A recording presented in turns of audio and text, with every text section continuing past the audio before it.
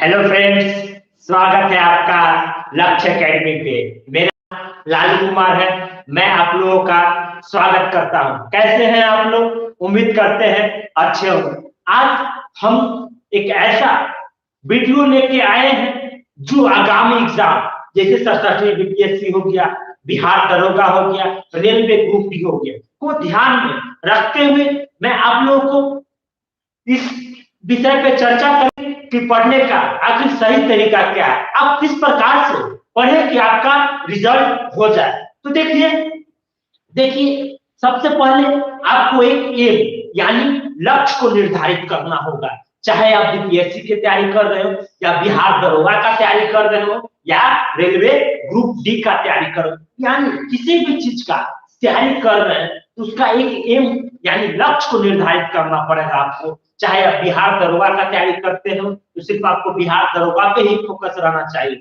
और क्या चीज का फॉर्म आ रहा है क्या चीज का फॉर्म नहीं आ रहा उससे आपको कोई मतलब नहीं, सिर्फ आपको बिहार दरोगा पे ही फोकस करना चाहिए। अगर मान लीजिए आप बीपीएससी का तैयारी कर रहे हैं तो सिर्फ आपका फोकस जो होना चाहिए वो आपको बीपीएससी पे ही होना चाहिए, उसके अलावा किसी पे भी आपको फोकस नहीं होना चाहिए। अगला बात यह बोल रहा हूं कि आप जिस चीज का तैयारी कर रहे हैं उसका आपको संपूर्ण सिलेबस यानी पूरी तरीका से सिलेबस की जानकारी होना चाहिए। और मान लीजिए कि अगर आप बीपीएससी का तैयारी कर रहे हैं तो जो उसका सिलेबस है उसके आपको याद होना चाहिए, आपको पूरी तरीका से जानकारी होना चाहिए। एक दिन में कम से कम आपको 2 से 3 बार आपको सिलेबस को देखना पड़ेगा। इसके पश्चात अगला बात यह याद रखना है कि आप किस टॉपिक से अधिक प्रश्न पूछा जाता है, यह आपको किस प्रकार से पता चलेगा। यह आपको इस प्रकार से पता चलेगा कि आप क्वेश्चन बैंक उठाएंगे। क्वेश्चन बैंक में देखिएगा किस टॉपिक से सबसे अधिक प्रश्न पूछा जा रहा है और उस टॉपिक से जिस टॉपिक से आपको सबसे ज्यादा प्रश्न पूछा जाता है उसको सबसे पहले आप क्या मजबूत करेंगे। इसके पश्चात आप जिस चीज की तैयारी कर रहे हैं उसको एक कागज में लिख लीजिए और दीवार पे चिपका लीजिए, और रात में सोने से पहले और सुबह में जगने के पश्चात उस कागज पे जिस चीज का आप तैयारी कर रहे हैं उसको आपको देखना पड़ेगा और उस पर मंथन करना पड़ेगा।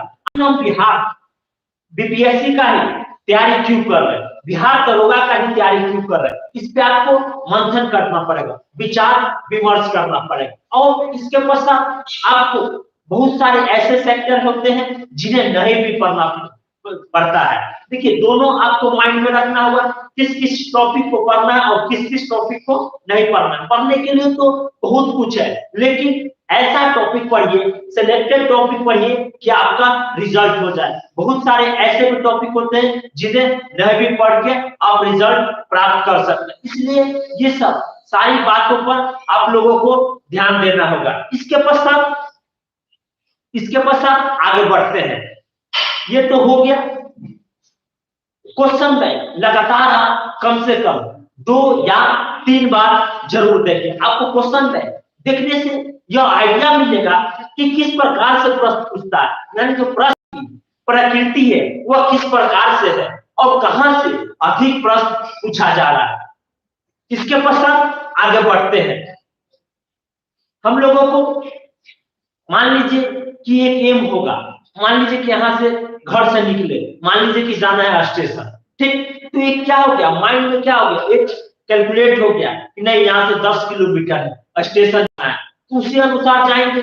लेकिन आप मान लीजिए कि घर से निकल गए, कोई एम ही नहीं है यानी कोई लक्ष्य ही नहीं है, आप इसी तरीका से इधर उधर घूमते ही रह जाएंगे। इसीलिए एम को निर्धारित करना बहुत जरूरी है, एक दिन जरूर मिलेगी। और किसी भी काम को जब कीजिएगा तो लगातार कीजिएगा, लगातार करने से आपको एक न एक दिन जरूर सफलता मिलेगा। अगर असफल भी होते हैं तो उसकी कमियों को देखना है, जो आप में कमी रह गई उस कमियां को दूर करके फिर अगले एग्जाम में बैठना है, और इसके पश्चात उस कमियां को दूर करके अगला एग्जाम में बैठिएगा तो एक न एक दिन जरूर सफल होइएगा। हिम्मत नहीं हारना, जोश जुनून और जज्बा बनाए हुए रखना, एक ना एक दिन आपको जरूर सफलता मिलेगी। देखिए आज के समय में जिस प्रकार से पहले भगवान जी आपको तपस्या किया करते थे, जैसे राम जी वनवास में 14 वर्ष की तपस्या किए थे, उसी प्रकार से आज के समय में यानी प्रेजेंट टाइम में स्टूडेंट को